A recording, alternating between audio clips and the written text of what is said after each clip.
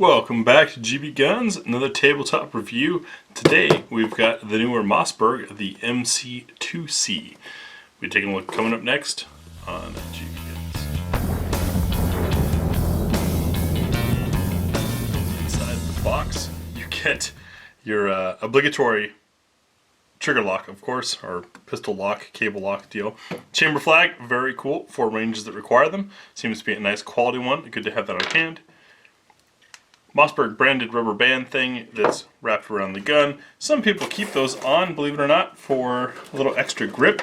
I think it's more of a marketing thing for when these are on the shelf at a gun store. But if you like it, hey, it's there. If you don't, do like I did and remove it. Took a look at the owner's manual, and flipping through, I want to applaud them on some very clear color photos, which is pretty neat. And you'll notice almost everything in here is for their subcompact, the MC1SC, and this is the MC2C. This is just the compact. This is a double stack, but the gun operates the same, so I understand the manual being the same. You get two magazines, a 13 rounder that is a flush fit and a 15 rounder. They both have that nice bright orange follower on it, so you can see when it's clear. And just to give you an idea for hand fit, I've got large hands. With the 13 rounder in there, I can get 2.5 fingers on there, so almost a full grip. With the 15 rounder, full grip is easily done. You might also notice that the magazine release gives you a little bit of kick, which is good. That's preferred in my opinion.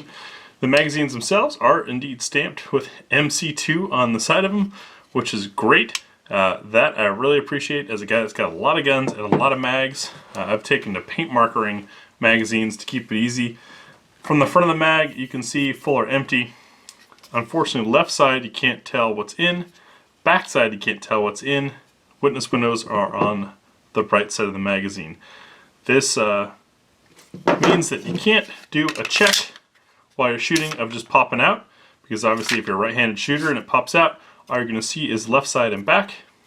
However, it does mean bullets forward in a pouch hang on your left side. You can take a quick look, maybe, except that as you're drawing it up, it comes up this direction to come into the gun, which means you still can't see how many rounds are in there. So, kind of a ding there, but hey, Mossberg isn't exactly known for pistols, so let's give them a little bit of error room. The pistol itself, very handsome. Looks like a larger version of the MC1SC that we reviewed earlier here on the channel. We'll give it a walk around look. We've got these nice cogging serrations that have some decent bite to them. Not only are they angled, but they've got a good depth to very easily grab that slide and be able to check. We have a bit of a rounding, kind of a bullish nose there that's nicely done. A little bit of a target crown on the muzzle. Those of you that are new to this stuff, the target crown is the fact that the edge of the rifling down in there is recessed from the forward edge of the barrel. There's a little angle slope you see there, and what that does is help protect the rifling from, let's say, the muzzle bumping into something. Yeah, I'm putting my finger on the end of the muzzle, but you know what, I've also just shown about 4 times that the gun is clear. If it's bumping, that's protecting the rifling from getting chipped up or dinged or things like that. So that's where the target crown idea comes from. Slide to frame fit up front. We have vertical play. We have side to side play. Could make for accuracy issues. In my experience, it doesn't, except for very few guns. We have one slot for mounting a light underneath. There's our serial plate pushed into the polymer. Nice memory spot that is not only textured, but it's also recessed. We get some angles on there so you can see. And it's on both sides of the gun. What I like about that is right-handed shooter. I'm resting my trigger finger on that spot when I'm not shooting, finger off the trigger, right? And support hand thumb on the other side, making that equal pressure, that triangular pose, if you will. So it's a nice spot to make sure you're holding the gun the same way every time. Also telling how far around your hand is reaching or not reaching by how much of that pad you can feel. So that's smartly done, very nicely done. We do have some texturing on the front of the trigger guard for folks who like to do the trigger guard grab, and it is correctly oriented to help fight against the flip in that it's a horizontal serration. Trigger has a flat face with the safety dingus, meaning that by just moving here, you cannot fire the gun. The dingus has to be pressed for it to go. And yes, dingus is a technical term. You've heard it here first, folks. No, it's just what I call it. You can see that the trigger guard widens here a bit and is flared, and that's usually a spot where my knuckle will rub on smaller guns. It feels so far very smooth and nice. It's got a nice radius to it. So that's nicely done. The magazine release appears to be reversible and it has the same aggressive texturing on it. We see there's some contours here on the side to kind of prevent accidental bumping of the magazine release, and a very flush sitting slide lock, slide release. And yes, it works as a lock and it works as a release. Some slight finger grooves on the front strap. They are textured, and what's interesting is the texturing is vertical, which you want actually to be horizontal, but these little pockets that it sits in are horizontal, so it still works. So they pulled it off. Why horizontal? Well, that's because when the gun fires, it's trying to rock, right? So you need to be able to apply friction against that movement, which is vertical. It's not trying to swim, so you don't necessarily need horizontal gripping, but a lot of manufacturers put that on there, probably for ease of manufacture or cost. I'm not sure exactly. The texture spot is kind of stylized on here, but it works. Magazine insertion really easy. You do not have any beveling here, but sorry to offend the Glockophiles out there, but with a double stack single feed magazine, which most pistols are, meaning you've got 2 rounds staggered all the way up here until one of them is on top and it's feeding from the same position every time. That's a single feed. Your magazine is essentially an inverted mag well, right? It's getting narrower towards the top, so you only have to get it started and then the body guides it in. So not much need for a lot of bevel there unless you plan on lots of competition stuff with minimal practice. This is better for carry, and since this is a carry-sized gun, good job, Mossberg. Coming around the back, we have the same setup with these spots of vertical serrations kind of triggered in there. Once again, it's going to be these ribs that help, not the horizontal ribs. Those are more for style. 3-dot sight picture. Nice and big. Our slide to frame fit in the rear, little side to side, not much vertical, so everything's good there. And we have these serrations with the one interruption serration that adds some style and also kind of a catch point if your hand slips. External extractor, that aids in reliability, meaning there's nothing restricting that extractor's movement. Sharp looking gun. One thing you may have noticed is that there are no takedown levers. Right? Mossberg has their own way of taking these things down. It's pretty cool. It doesn't require any pulling of the trigger. And that's what we're going to do next when we field strip the gun and take a look inside. So to field strip the MC2C or the MC1SC, it's the same procedure. We're going to make sure the gun is clear and lock the slide back. Did that if it's too much coordination for you to push up on the slide catch while you pull the slide back. You can always just put an extra or an empty magazine in, pull it back, and it will lock open for you. Zoom back a little bit here. Get that mag out of there. We know the gun is clear, and this back plate here, you can see the center is like a button. Push in with the on the button, and the plate pops off. Once that's off, you can remove your striker, give it a wipe down. Don't really need to disassemble this at all. Now, ease the slide forward. Comes right off, no need to pull the trigger because the striker is already out. Very, very safe way of doing things. Taking a look inside our frame. Nice lengthy rails, front and rear. But operation is all very Browning locking style and Glock style of striker fire. We have a captured recoil spring. Plus to that is it doesn't go flying. Negative is maybe not so great for tuning, but it's got a good heft to it, which should help with our muzzle flip. And it is a flat spring. You can see how the flat coils there, which will help reduce the risk of it binding up. I've only had that happen on, I think, a Taurus once, and even that one was a flat spring. It was just a poorly constructed setup. No worries there. So to get that barrel out of the way, pop it so it's unlocked, come forward a little bit, and you can remove it. Take a look inside of our slide. Fairly clean. That's our drop safety there, our trigger safety.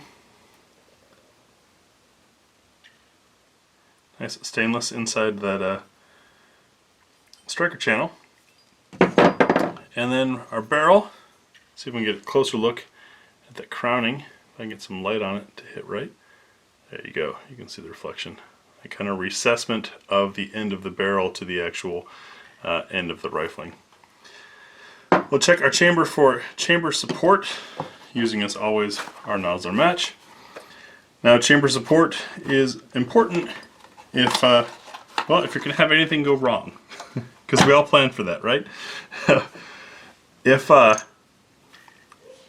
casing fails, in this case it's brass, in this case, haha. If it's steel or aluminum or been reloaded brass, if it fails, where it's not completely wrapped by the chamber here, is likely to be where that rupture is going to happen. Let's say you have a dead load or bad casing, whatever. There's lots of reasons why it could happen. It's very uncommon, but if it were to happen, it's going to blast out. In this case, I'll use my striker right down under there. You can see it's not a fully supported chamber. So, is that a bad thing? No. Millions and millions of Glocks have not fully supported chambers, as do a lot of other manufacturers.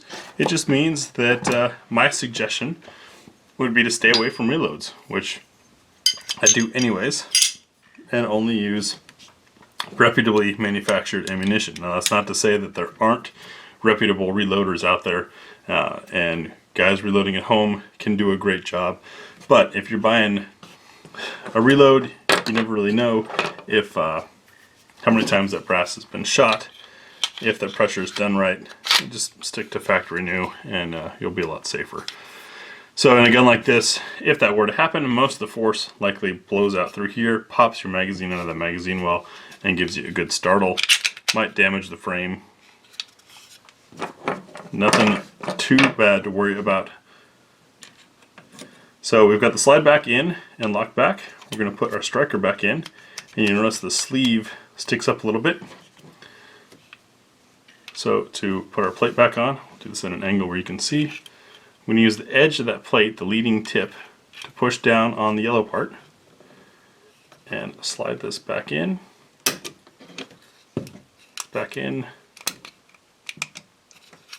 sure that's in all the way. It does have a little bit of play to it, but it's not coming off. Drop our slide, check our trigger. And speaking of trigger, for those of you wondering what it feels like on this guy, give you a look at total travel. So a little bit of take up, and then at about probably 70 degrees you hit a wall, creeps, gets you close to 90, and breaks right at 90 degrees, which is nice. That's an easy position to remember as far as developing muscle memory on the trigger. Your reset is a spring assisted, kicks you forward to that creep spot again, and then goes again. So it's a nice trigger. Definitely going to be easy to do some accuracy shooting with it, but at the same time you also have all of this take up in a defensive shooting to help make sure that that's not a panic or a flinch or something like that that's causing you to grab the trigger and cause an accidental or negligent shot to be fired. Remember, you're responsible for every shot fired in every situation, so safe triggers like this I appreciate. Overall, I'm looking forward to this guy when we get it out to the range. We'll of course do our what's for dinner test and our accuracy, and they give you opinions of both myself and Tia. So you have 2 different hand sizes, 2 different experience levels, and 2 different voices telling you what they think about the gun. The MC1SC, the little subcompact guy, I really liked. One of the best out of the 10 or so single stack 9s that I've ever messed with and spent any decent range time on it, but it was just a little too small for my hands. I've got large hands. This guy's a little bit bigger, just a little bit thicker. In fact, I'll go grab the MC1SC and give you a comparison of those two. And we're back. Here is the MC1SC and the beautiful stainless slide. I love that look of stainless slide. Compared to the 2C, now this is with the extended magazine, because for my hand, this is a 1.5 finger gun. And that's just not gonna work. With the pinky rest on there, I can get 2.25, maybe 2 1/3 fingers on there. What I meant by this thing being too small for me, and this is very important to understanding handgun fit, is where your natural trigger grab is going to be. For me, the length of pull getting from the back here to the trigger is too short. I am past my knuckle getting to the trigger. Here, we'll arm that striker past the knuckle, and that can cause errors because as you pull, as you saw there, you can end up tweaking the gun to the right. Or what happened to me in our review of this, because the gun is so small, I found myself squeezing the gun, and as I squeeze my right hand, it pushes left. And unfortunately, I haven't figured out how to make those forces align to end up perfectly center. So what happens for me with smaller guns, I squeeze them and I err left. If we line these two guys up, you can see that the MC2C is going to give you a little bit longer barrel, a little bit longer gun, about the same width, which makes sense because nothing up top should have really changed, and surprisingly only slightly bigger in the grip.